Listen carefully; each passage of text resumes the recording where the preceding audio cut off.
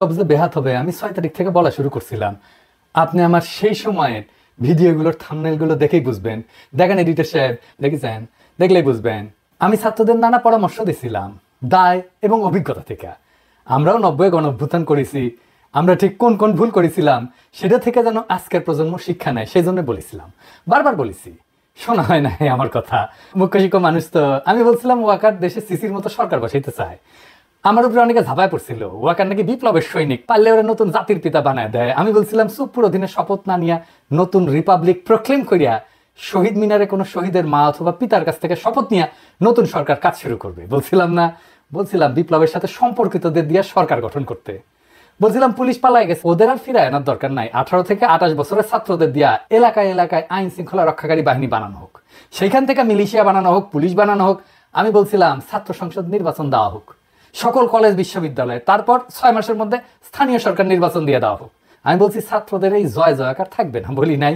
আমি বলছিলাম এত নারী অংশ নিল বিরচিত ভাবে, তাদের নিয়ে জাতীয় কনভেনশন করো, একটা নারী ঘোষণা তৈরি করো। হয়েছে? হয় নাই। বিজয় অর্জিত হয়েছে, তারে কনসলিডেট করো। আমি বকা উল্লাহ বকেই গেছি, আর ছাত্ররা শোনা উল্লাহ শুনেই গেছে। একটা সেন্টারে আহতদের চিকিৎসা, শহীদদের অনুদান, কোনো কিছু চলতেছে না। দেখেন প্রফেসর ইউনূস নিজে স্বীকার করছে টাকা আছে, তাও দেওয়া হচ্ছে না অজানা কারণে। আপনারাই শোনেন প্রফেসর ইউনূসের কাছে, এই যে কি কয়, গণতন্ত্রের আন্দোলন এবং অভ্যুত্থানে প্রাণ দিয়েছেন তাদের প্রত্যেকটা পরিবারকে 30 লক্ষ করে টাকা দিবেন। আপনি নিশ্চয়ই অ্যাওয়ার যে সেই প্রতিশ্রুতি পালিত হয় নাই এখনো। এটা কেন তাদেরটা প্রায়োরিটিতে আসলো না? কেন তাদের প্রায়োরিটিতে ছিল বলেই তো কথা ঘোষণা হলো, প্রায়োরিটিতে ছিল কিন্তু বাস্তবায়ন করা যায়নি।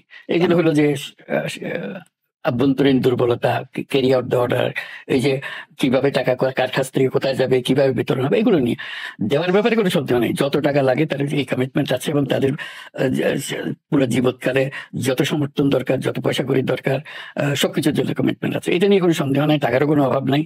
এটা মাঝখানের প্রজেক্ট করতে আমার ভয় লাগে, যে কথা বলে ওটা পারি না তো শেষ পর্যন্ত গিয়ে পৌঁছে না।